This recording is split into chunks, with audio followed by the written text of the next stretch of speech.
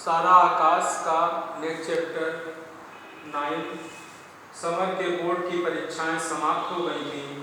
Summer बड़ा हल्का महसूस कर रहा था। दिवाकर ने सिनेमा देखने का प्रस्ताव रखा। वह अपनी पत्नी किरण को भी साथ ले जाना चाहता था। शाम को आने का वायदा कर समर अपने घर चला गया। घर पहुंचकर देखा कि मुन्नी के पति अचानक उसे लेने आ पहुंचे हैं। 2-2.5 साल से कोई संपर्क नहीं था और न ही उन्होंने मुन्नी की कोई खोज खबर ली थी। बैठक में दामाद जी तथा बाबूजी के बीच गंभीर वार्ता चल रही थी।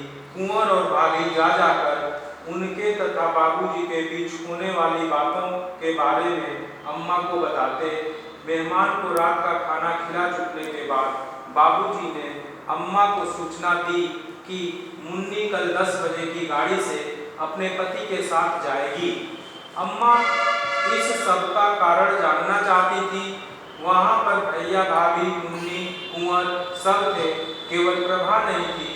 बाबूजी ने बताया कि वह मुन्नी को लेने आया है, माफ़ी मांग रहा था। अब कभी ऐसा नहीं होगा। अगर कभी ऐसी बात सुने तो कान पकड़ ले। जो बिरादरी का दंड होगा वह भरेगा। अम्मा अपने जमाई के लिए अपशब्दों का प्रयोग कर रही थी और कह रही थी, उस चुड़ैल को क्या हुआ? बाबूजी ने कहा, उस चुड़ैल के कारण ही तो अकल आई है। 5-6 महीने हो गए, सब कपड़े जेवर समेट कर चंपत हो गई।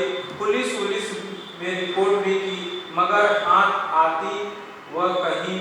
फिर सब चौके। कुंवर ने मुन्नी को भेजने के लिए मना किया।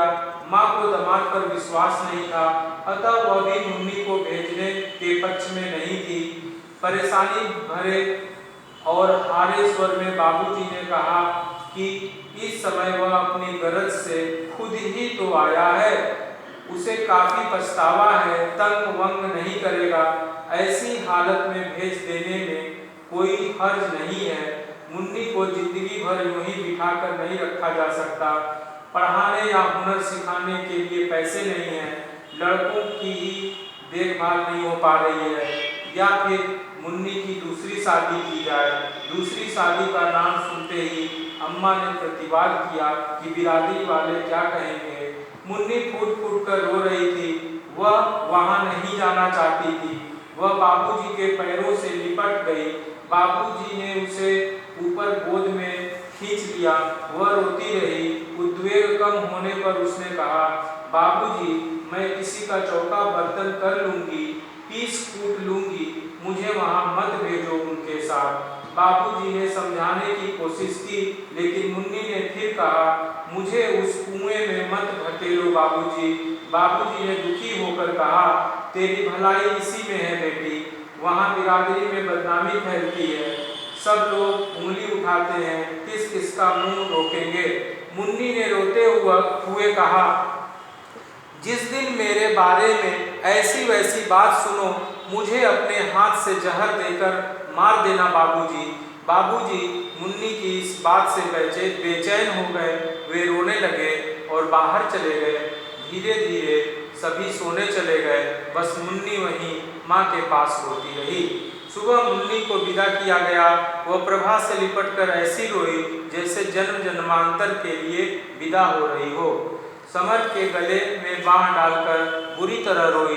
उसने बस इतना ही कहा, भैया, भाभी से बोलना। उन्होंने कुछ भी नहीं किया और वह चली गई। घर में उदासी छा गई।